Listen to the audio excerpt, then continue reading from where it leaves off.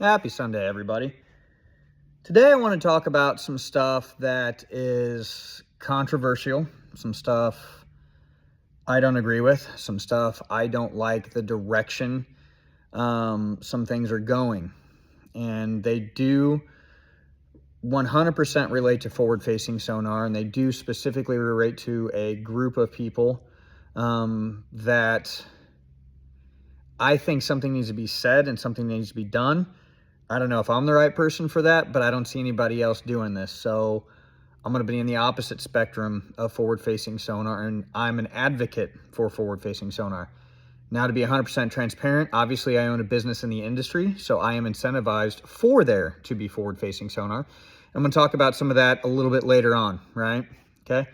So I've been debating about this for several years, guys.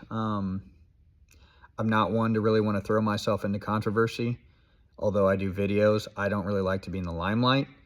I don't like the pressure that some of the social media stuff can put out there, and I do have people that honestly genuinely hate me, and I've never even met them in person. At least let me give me an opportunity to think I'm an asshole, right? And some of you do, and that's fine. Within that role and within that realm, I have a lot of experience with forward-facing sonar, a lot of stuff behind the scenes. I've worked with some of the best engineers in the world with forward-facing sonar at Lowrance and other companies as well too. I talk to a lot of customers. I talk to a lot of tournament anglers. We rig it, we install it, I test it, I fish. For those of you that knew me a long time ago, I did try fishing professionally for several years. So I've seen a lot of the technologies come and go over that time period. And although I don't fish professionally, my career and my business is based on professional fishing and anglers who are trying to pursue professional fishing and ultimately want to be successful at fishing, whether that's tournaments, fun fishing, whatever. We rig out a ton of crappie boats that guys don't fish tournaments. They just want to go catch fish. And I have notes, tons of notes about what I'm going to go over because this stuff bothers me. And one of the really first things that really upsets me in this industry now, I actually talked to several professional anglers about this and wanted their opinion. I'm not going to name them, but I do want other people's opinions about the rabbit hole that I'm about to go down and what they think. And understandably so, they don't want to voice their opinions, and I get that. Between sponsors, ties, and the industry that they're in, gosh, some of this negative stuff really gets out of hand, right? And that's what I want to talk about today. So a couple of things I do want to go over is why people don't like forward-facing sonar. I want to discuss why I think forward-facing sonar is a tool.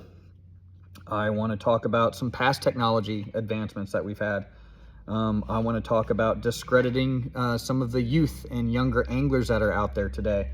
And I do want to have a conversation about Randy Blockett and the negativity around forward-facing sonar.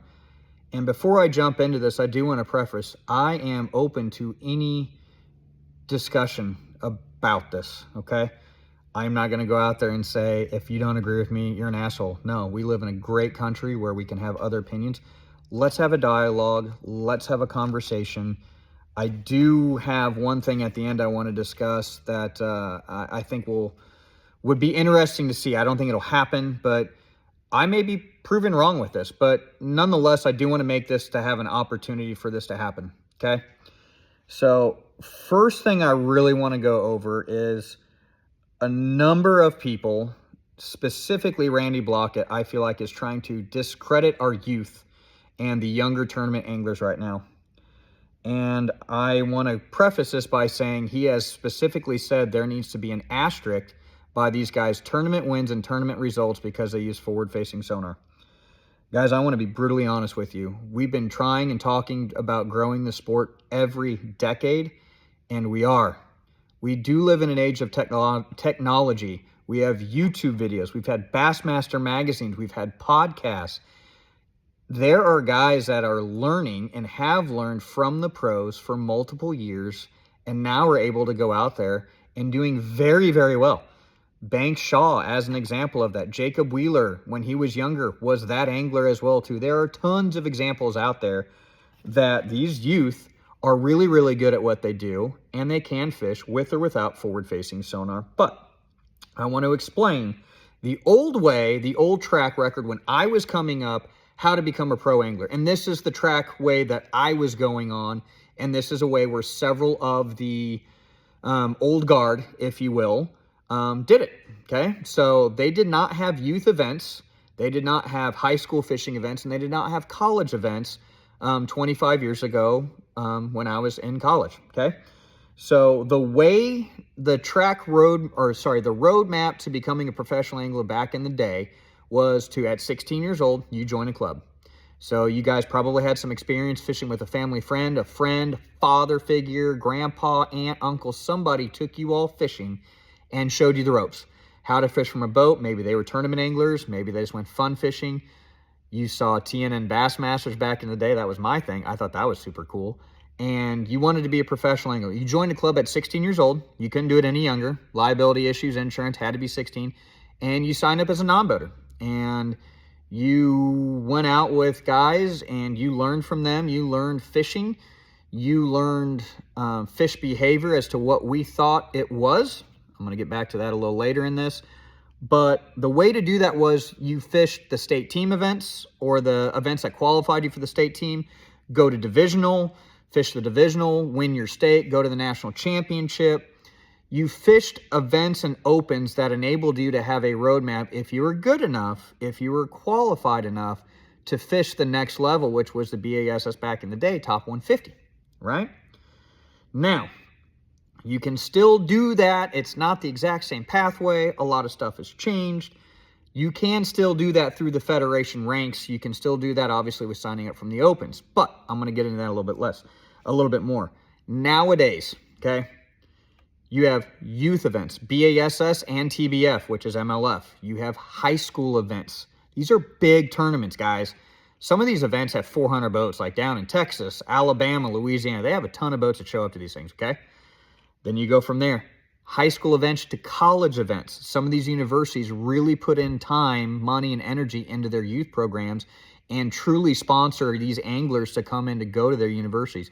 Drury University is one that comes off to my mind right off the top of my head. They do an amazing job. Rick's over there. These kids travel the country. They fish lakes that the professional fishing trails fish. So when these guys graduate college, they have a decade's worth of experience on several different bodies of water, several different events, 400 boat events. They learn how to manage time, manage spots, manage crowded boats and other people around fishing. And they have experience on the lakes that the tournament trails go to, that if they do qualify to be a professional angler, they're not going into it cold, okay? You want to take my son, for example, which he hasn't shared this desire, but I'm just using this as an example, okay? He's 10 years old.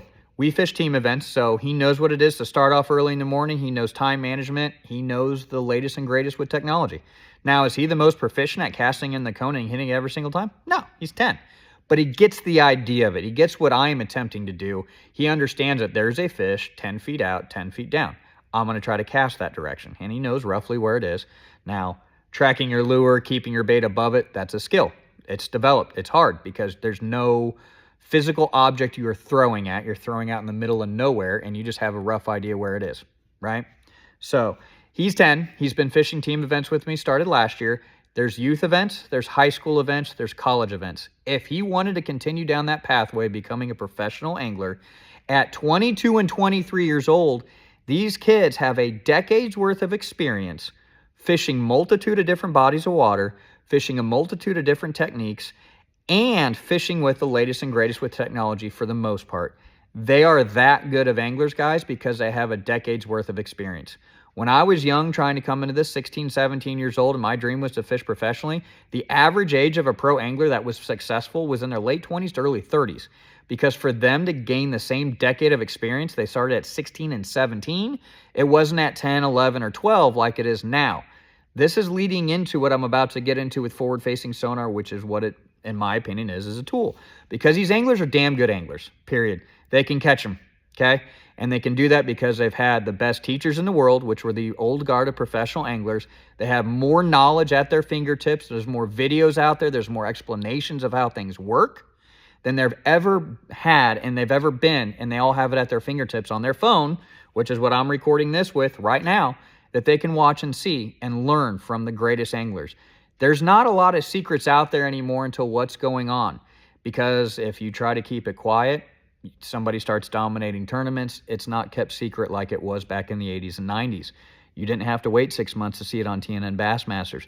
You didn't have to wait 4 months before you read about it in Bassmaster Magazine. You're seeing it live, period. You're going to see it today. BPT is going on down in Guntersville. You're seeing it today, okay? So quit trying to discredit these young anglers that they're a one-trick pony, that they're only good with forward-facing sonar. These kids didn't just graduate college, buy a boat that had forward-facing sonar, and start kicking everybody's ass and doing it. And they've had a decade's worth of experience to come out here and learn fish, okay? And learn how to fish and learn how to catch them. So these older guys that are discrediting, that say these guys don't need an asterisk, they don't need this, they don't need that, that's what's really the most frustrating, because these guys are putting in the time, period. When I was a kid, Central Pro-Am was a really big thing in the Midwest. Randy Blockett used to fish it. Several pro anglers cut their teeth on this tournament trail, and it was an amazing tournament trail back in the day. Brent Chapman fished it. Denny Brower, Chad Brower used to fish it when they were in town. Guido Hibden, Dion Hibden used to fish it. Mike McClellan, Jeremy Lawyer, Casey Scanlon, James Watson. That's actually where I met James Watson. Guys, there's the experience and how this came about, and all this stuff to me, and the discrediting of these young anglers that now have the time and ability to do this stuff is they're putting in the work, guys. And what I was getting at as a Central Pro-Am, guys, I knew when I was younger, these guys, when they came home and the tournaments were over, they got in the woods and they fished or hunted. They turkey hunted, they deer hunted, they pheasant hunted. They literally put the boat away for 4 or 5 months out of the year and went hunting. And now the youth aren't doing that. These guys are flat out telling you that they are going to lakes. They are pre-practicing more than ever. Ben Milliken, on his video making his announcement on what he's doing for next year, flat out said these guys, A, they're damn good anglers. They have the skill set to do everything, but they're putting in the time. Guys are pre-practicing more than they ever have. They're taking the off-season to perfect the craft that they feel they're lacking at, whether that's forward-facing sonar, Carolina rigging, whatever. They're going out there and they're understanding how their equipment is more important than ever. Rods, reels, tackle, line, lure selection, and they're spending that time on the water. And guys, this is fact, okay? Look at the amount of pro anglers boats that are for sale now than what they were a decade ago. The hours have damn near doubled. Most of the professional angler boats that you see out there for sale after 1 year have 150 to 400 hours on them, where before you'd see them for sale for 80 to 100 hours. Guys are spending more time out there side imaging. Guys are spending more time out there with down imaging and mapping. They're trying to learn the craft. They're putting in the time. Quit discrediting them, okay? They're literally putting in the time. They're outworking the other guys that are complaining about this. 100%. They are outworking them. Why are we upset about that? That's what we tell our kids to do. Work. Put in the time. Put in the grit. It'll hum. It'll come to you. It'll happen. You'll get there. They're putting it in, and now we're upset about that? Nah, I don't agree with that. I don't think that's right. I don't agree with that at all. Okay? Second thing I want to discuss is I do want to discuss how forward-facing is 100% a tool. Randy Blockett posted up a video a couple days ago calling out an angler. I don't know which one it was for sure, to be honest with you. I think it was Drew Gill. I don't remember off the top of my head. But basically he said forward-facing sonar is not a tool because this angler caught 45 pounds of fish in one period with forward-facing sonar, and the other 2 periods caught 1 fish combined. You want to know how the easiest way I can say you're wrong on that is, Randy? Because every other angler in that tournament also utilized and had forward-facing sonar, or the option to have it. I know a couple of the anglers did not use forward-facing sonar in any of a period, and they smashed them. Second reason I can say that is I don't see a video from Randy Blockett talking about Mark McDaniels Jr. or Jacob Wheeler flat out smashing them without using forward-facing sonar. They were throwing some lipless crankbaits around, and man, were they catching them. Jacob Wheeler is that damn good. And if you watched yesterday's video, it was pretty impressive because a lot of the anglers were talking about, Mark Davis included, were talking about how they needed wind, that the lipless crankbait bite wasn't happening for them because they needed wind, and they're praying the wind was going to pick up by the end of the day. Jacob Wheeler was fishing around a flat calm section of water, and he was catching them with the same style lipless crankbait that others were throwing that were having difficulties with. These guys are good, guys. They're damn good anglers. They fish. This is their job, okay? They don't come to work like I do and fish on the weekends and sometimes throughout the year. They are that good of anglers, okay? So that's one way I know it's a tool. Second way I know it's a tool, because it takes skill. I don't care what any of you tell me. It's not easy, and it's not getting any easier, okay? So this technology has been around for a while. It takes real skill to go out on a lake, sign this thing around, if you want to call it shining it around, and I'll get into that a little bit later, but it takes real skill to go out there on a lake, find something, understand 3D, what we live in a real world on a 2D screen looks like, where that fish is, and more importantly, catching that fish. Can't snag them, catching. A lot of you guys several years ago said, oh, they're snagging them. I saw a lot of posts on Josh Jones's videos that, oh, you're out there snagging them. Well, he started releasing a lot of cast to catch videos showing you can't. We also released a video explaining cone angles and forward-facing sonar, and that really kind of downplayed a lot of the haters on this, saying you can snag them, because it damn near is impossible, truthfully. And if you haven't seen that video, go search it out. It's on our YouTube channel. It talks about cone angles. It shows you how truly far away you can be from the fish, and we did it here in our shop, and I think we only could get out about 30 feet. But it goes to show how far away from the fish your bait can be and still see it on your screen, and you, the angler, thinks you're right in front of that fish. Not always the case, okay? It does take time to perfect this. That's how I know. Guys just didn't, again, buy this equipment, start fishing. A year later, our Elite Series anglers smashing them, period. It takes time to know where to cast, how to keep your lure above the fish. This is all new stuff. This is new education stuff. People for a lot of time bought this stuff and thought they needed to be right in front of the fish or below the fish. Not a lot of times, not the case, period. Here's the other reason I know it's a tool. For every guy that wins a tournament with forward-facing sonar, or the majority of the guys are in the top 10, let's take an Elite Series, for example, 102 anglers, 113 anglers. I don't know how many of the guys are fishing anymore or allowed to fish. The guys that are winning using forward-facing sonar, sure. But what about the guy in last place? What about the guy that didn't smash him? You don't think he didn't have forward-facing sonar? You don't think he wasn't using it? They do, and they were. Limiting the forward-facing sonar, I'll be honest with you, I wish BASS would let them have 5 transducers on the boat if you want them. If you can process that much information, holy cow, you're a way better angler than I am and most, because that's too much information for me. It's too much stuff going on. And sometimes having all that stuff at your fingertips truly limits you in fishing too. It can be too much. I've chased fish for a long time. No different than sight fishing. I've lost track of time sight fishing. I love sight fishing. Love it. I don't get a lot of opportunity to do it here in Kansas, guys. But I can go out, and if I can do it, I'll look down like, crap, it's been 2 hours. I thought that fish was going to bite within the first 10 flips. Wrong. It takes skill to learn this. It takes skill to get precision with casting. It takes precision to know bait profile. Guys, I'm going to be brutally honest here. I know this will flat out piss some of you guys off. I think it takes a hell of a lot more skill to utilize forward-facing sonar and to catch fish than it does going down a bank and flipping to shallow wood that you visually see. Period. I really do. You can spook a fish. You can scare a fish with your boat. You can get too close, and it's getting harder. If you talk to the guys that are truly out there scoping, I got a lot of friends on Grand Lake that are hammers. They are great anglers. Good guys. I'll name a few of them. Crawford Brantley, Justin Barber, Micah Littlejohn, Kojak. These are guys that are the hammers of the hammers on Grand Lake. They will tell you it's not as easy as it used to be. You could have had forward-facing sonar and started throwing an Alabama rig 6-7 years ago, and damn near everything you threw in front of bit. Today they don't. They follow your bait a long time. You want to know why? Those fish are getting educated. They're getting used to it. They're feeling the sonar pings. They're feeling the boats. They're feeling the pressure of it. Now, that being said, the lake's still fishing really good, and it's still taking a hell of a lot of weight to win. So is it hurting our fisheries? I don't know. Not a biologist. I can tell you there's a shit ton of fish being caught on Gunnersville with and without forward-facing sonar. And if you look at the Ultimate Angler Championship, shout out to Danny, Johnny, those events that were going on last year, which were didn't allow forward-facing sonar, they smashed the hell out of them. And the guy that won it, Tucker Smith, was known as being a scoper. So that just goes to show how good of fishermen these guys are nowadays.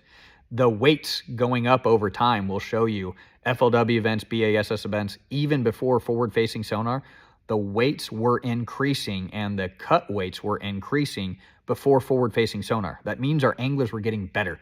You look what it used to take. 13.5, 14 pounds at Lake of the Ozarks in the early to mid-90s over the course of 3 days, catching 13.5, 14 pounds a day would damn near win. Before forward-facing sonar, you had to have 17, 18 pounds to make a 2-day cut for each day. So 36 pounds for 2 days on most cases. So the anglers were already educating themselves and becoming better anglers and fishing better.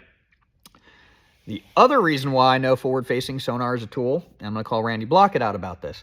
Now, I don't know that Randy's ever used forward-facing sonar. Probably hasn't from what I've seen and what he has shared. That's my assumption, so I'm just putting this out there. Want to know how I know it's a tool? Because the old guard, some of the older pros that are really adamant against forward-facing sonar, their reasoning behind this is they say that they have 30, 40, however long they've been fishing, years worth of experience learning fish behavior from the tried and true fishing. Okay? Great. If that's the case, and now you have the best technological advancements in anyone's lifetime with fishing, with forward-facing sonar, how come when this first came out, you didn't kick all these youth's ass? How come you didn't dominate the youth and say, holy shit, this is incredible. We have all these years of experience doing this, and we know fish behavior to a T, and now I have the latest and greatest in technology? Because you're not beating the guys. That's how I know it's a tool, because if it wasn't a tool, if it was so easy, the old guard would be the ones who's smashing them. That's who you would see be smashing the heck out of these events, and that's not what's going on. The guys are learning the technology because they're putting in the time with it, and the older guards are just seem to be complaining about it and want it banned. Also, we have 3 different tournament trails that you can now fish. One that completely bans forward-facing sonar, one that limits it to a period of each day if an angler chooses to utilize it that day. Then you also have BASS, which now has tournaments where you can use it for the entire day and tournaments where you can't. I've never seen, up until recently, I've never seen so many people care about how other people catch fish. And for the record, as long as you're catching fish, I don't care. Use live bait, whatever legal way for fun fishing to go out there and smash them, go have fun. Catching's a hell of a lot better than casting and fishing. I like catching. My son, who's 10, loves catching. Who doesn't, right? So go enjoy it. I don't care. But to hate on a group of people who use forward-facing sonar and trying to discredit them with that, come on, man. That doesn't grow our sport. That just frustrates people. It frustrates me. Quit discrediting these youth that are putting in the time, money, and energy to learn this when they're putting in more work than you guys were, the older guard. Come on. And I say older guard, there's people at every levels that are for and against forward-facing sonar, don't get me wrong, but it definitely seems that the older crowd is against forward-facing sonar. So we're going to talk about that next. So it does seem to prove, or it does seem, in my opinion, that the older guard disproves of forward-facing sonar, and they call it as cheating. They talk about hurting tournament participation. I want to bring this up, and I'll be 100% transparent. I like being honest with you guys, so I'm going to say there is some other stuff going on here. Cowboy Division BFL, everybody was talking about Sam Rayburn event here a few weeks ago. 5 years ago, had 200 boats show up, and it's been on a decline every single year, okay? New rules went into place on limiting forward-facing sonar for 3 hours, and participation was still down. Now, this is where I want to talk about this, where I'm going to be 100% transparent. A lot of factors going into this. One, lake's really, really low, like dangerously low, like 10 feet low. That's unheard of down there. Two, economic struggles right now, guys. The economy, I think, is getting better, but it hasn't been the greatest where it was 5 years ago. A lot of guys had time off. A lot of guys were buying new gear, and a hell of a lot of guys were fishing 5 years ago, more than they are so now. I've seen it in our business. I've seen it from customers. I've run into people that are like, hey, I know you. That's awesome. I'm like, cool. What kind of boat do you have? Oh, I sold it. I don't fish anymore. That's coming down off COVID. Guys got into it and got into it hard and heavy when maybe they were working remotely more, time off. Don't really know. But what I do know is I don't know the answer to this, but tournament participation is down and is still declining, even with the rules of forward-facing sonar in place. Yes, I know this is one example, and I will caveat to that. I may be corrected here. There may be other tournament trails where maybe their participation's increased. This is time to tell. This is one event. This is early on. But there are a number of factors as to reason also why tournament participation is down. A, the older guard who used to be the real strong tournament anglers, they're unfortunately getting older, passing away, or getting health issues to the point where they can't fish the way that they used to anymore. They just physically can't spend 8, 9, 10 hours a day on a boat, casting, doing what they did, and all that stuff. And that's really sad to me because they're the pioneers of this sport, right? But it's a truth. It is. Bass Cat, Rick Pierce share with me a number of percentage of every year of older boat owners that unfortunately pass away and aren't boat owners anymore. So as the boomer generation does get older, unfortunately, they're getting to a point where they're not tournament fishing, or they're just can't physically tournament fish anymore, or they get to a point where they're just not mad at them. I have more of a desire to fish team events, to be able to fish with my son, than I do the solo events. And I love the solo events, man. I've made a lot of state teams over the years on the TBF side, a lot of divisionals, made a couple national championships. I really, really enjoy that. But I want to do more team events because my son's to the age now where he enjoys it, and I get more enjoyment out of watching my son have fun tournament fishing versus just me having my accomplishments, if that makes sense. Okay. Secondly, I want to talk about with the technology is there have been levels of technological advancements in our industry since the beginning of tournament fishing, since the 60s. And at each and every level of tournament fishing and technological advancements, somebody has wanting something banned. Okay. So I'm going to show you guys something. I'm going to move my notes over here. So I want to talk about this specifically because some of the older guys have come in and shared this with me. But there was a period in time where guys wanted this little sucker right here banned. So obviously I wasn't around in the 60s because I wasn't born until the 80s. But this little guy right here, the Fish Locator from Lowrance, super cool, right? Told you guys to collect some cool old stuff. Guys wanted this banned because it made fishing too easy. Now, that's a much older piece of technology that guys wanted to have banned back in the day, but one of the newer ones, at least that I remember personally, and I saw this and I thought, holy cow, this is nuts. Guys wanted side imaging banned for the first time it ever came out, right? So guys said it makes it too easy to find brush piles. It makes it too easy to find other people's angler or other anglers' spots, whether it be a rock pile or brush pile where guys have spent the time, money, and energy to sink their own brush, create their own rock piles. There was a ton of people that wanted side imaging banned. It's too easy. Same reasons that they want forward-facing sonar banned. As time went on, things have settled down, and nobody really talks about that. I think forward-facing sonar will probably be the same.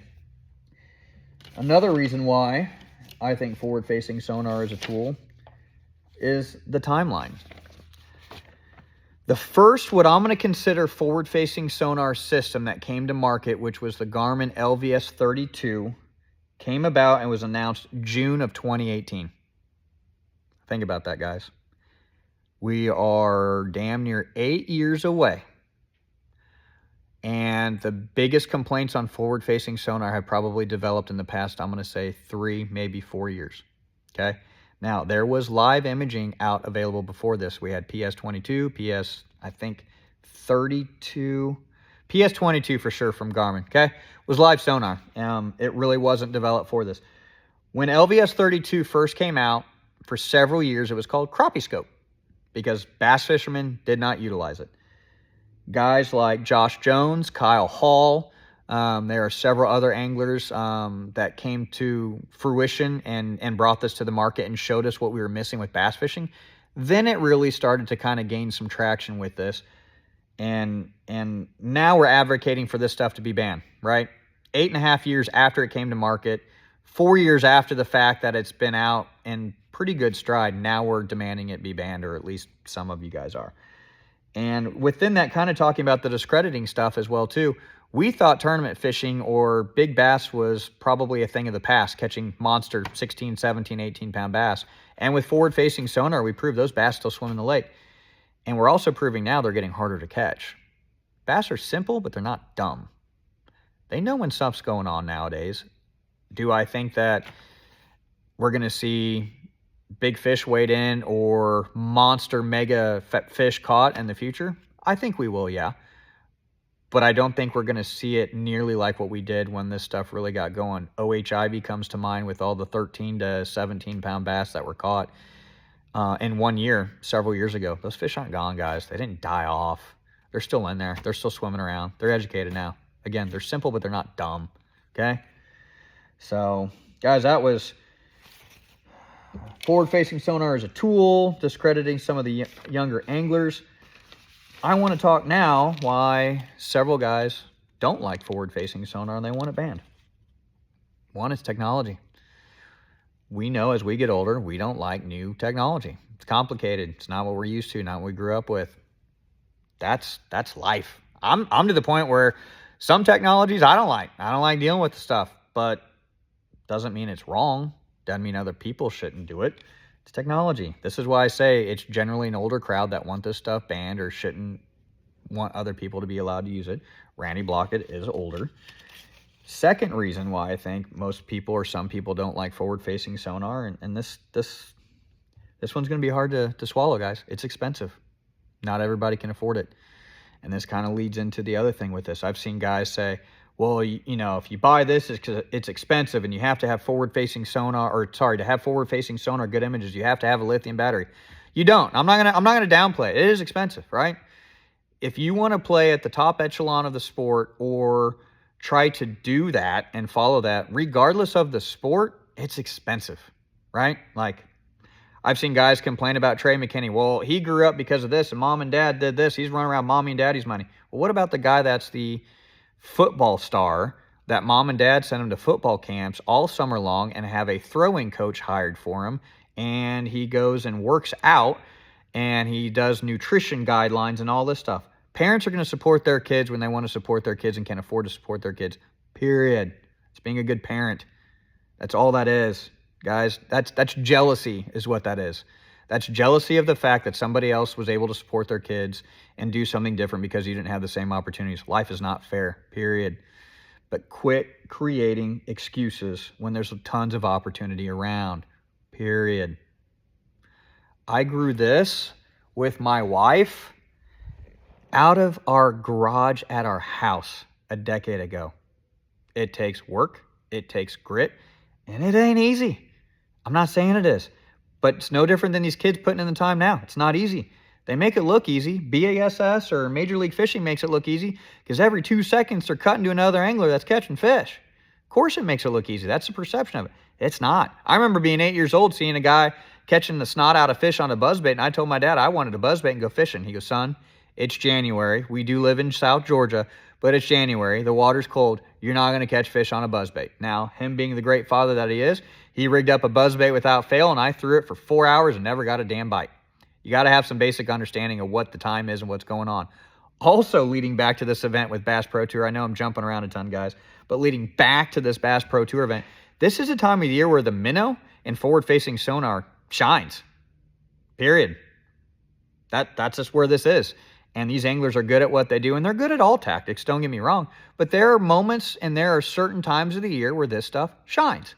James Watson, really good friend of mine. I know that if he fishes a tournament between end of August through early to middle of October, November, depending on the weather conditions for that year, he's hard to beat with the topwater. And he's a good angler. He's won events and finished very high up in events, flipping down in Florida, doing different stuff. But everybody knows you get him in that really crappy end of summer, early fall transition where the fishing gets tough. You better watch out because he's going to throw topwater. He's going to catch them. And I love catching fish on topwater, but I can't do what he does. I'm not that committed to it. These guys are committed to what they're doing because they're that damn good at it, and that's their thing. Years ago, Danny Brower said you had to master one technique and be pretty good at the other stuff. These kids are mastering a lot of techniques. They can cast damn good. They don't miss. They can work the jigs. They can work the jerk baits. They can do everything because they're putting in the time, okay? So guys don't like forward-facing sonar because some of them, y'all, you just want an excuse as to why you can't catch them and why you're not successful. You are in the habit of collecting excuses instead of opportunities. I'm not going to name the angler. He'll probably figure this out, but I've watched an angler fish BFL events complain about forward-facing sonar, that it's not right. Even before fishing forward-facing sonar was a thing, he didn't do that well in BFL events.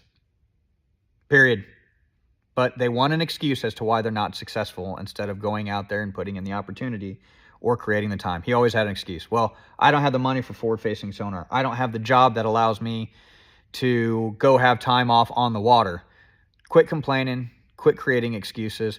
Get a new job if you need to. And I'm sorry, I don't have sympathy for that. I really don't, because my wife and I have been able to do some incredible things in our lifetime. And I could have made excuses as well too. And we didn't. You put your head down, you learn, you do what you need to do to be successful. So you either want to create an excuse and be stuck where you are, or you're not willing to do what you need to do, whether it needs to be moving, career change, whatever, to make it for that opportunity. You don't want it bad enough. Like, I really hate to say that, guys, but some of you don't. And some of you want to be in a position to create excuses. Okay? Fourth reason, I guess, I want to talk about why people don't like forward-facing sonar here. It's a different way of fishing than how they were used to or how they grew up. Guys, I like catching. And people always ask me, oh, how do you like to catch them? What's your favorite way to catch them? How I'm catching them that day, honestly. Sure, I love a damn good topwater bite when the fish just comes up and throttles your buzzbait or your plopper or your spook. Who doesn't? But I like that just as much as going down a bank and flipping into a damn tree and getting bit and feeling that thump. I also like going out, throwing a minnow or an A-rig and getting bit and getting that thump too. I like catching fish. Period. It's different. I know it's different. I know it's not as easy as going down the bank because you don't have a visual, physical target you are throwing at. I get it. It's not easy. Again, this is why it's a tool. It's not easy. Period. Okay? And it isn't what most guys think of when they think bass fishing. And I get that. But we've evolved. We've changed. Things have advanced. And here we are. It's a product of society as a whole. It's not just bass fishing. It's not just this type of technology. Next thing I want to talk about, where I will say you were wrong, period. This is not up to debate for me. You're flat out wrong. There is a hell of a lot of comparisons going on to bass fishing to deer hunting, period. And that's fine. But if you're going to call this spotlighting, which is not even a stretch, you're wrong. You cannot call utilizing forward-facing sonar spotlighting for deer. You were 100% inaccurate. You want to know how? You want to know why it's easy to say that? And this isn't up for debate for me? If you spotlight a deer, the damn thing stops and you can shoot it. That's illegal for one. But you put the cone angle on a fish, the fish can still move. The fish can still swim off. It can go up, down, left, right. I've seen it spook fish. I have. I fish with this stuff pretty frequently. I've seen it scare fish. I've also made a cast at fish and spook fish because I casted too damn close to them. And Randy Blockett, I'm just going to say it, on a video he posted yesterday, compared this to spotlighting and cheater boxing, which I don't agree with calling it cheating either, because these guys aren't. It's a legal way to catch fish, and they're catching fish, and they're damn good at it, period. Don't call these guys cheaters, man. That's wrong. They're not using a cheater box. They're using the best in technology, and they're damn good at it. But getting back to the comparison with deer hunting and all this stuff, he brought up Boone and Crockett's and talked about fair chase. So you can stalk a deer if you don't spook it off, but you can literally get on your hands and knees, army crawl, whatever it is, stalk a deer and shoot it and kill it. And that is considered fair chase. These guys are chasing down a fish in some cases, throwing at it, enticing it. But here's the difference. When you spotlight a deer and it just stands there, you shoot it, it's dead. Try doing that, spotlighting something and then having to throw something at it and convincing that deer that it's got to eat that. This is fishing. Can't snag them. Try it. It's not that easy. I haven't seen anybody yet that has been able to throw at a fish with a jerkbait and snag it. And again, our video shows how far away you can be from a fish. You can't gauge the distance of your bait in terms of relation of how far away from the fish you are. You can watch it go down and think it's close, but again, watch that video. It really shows us a lot.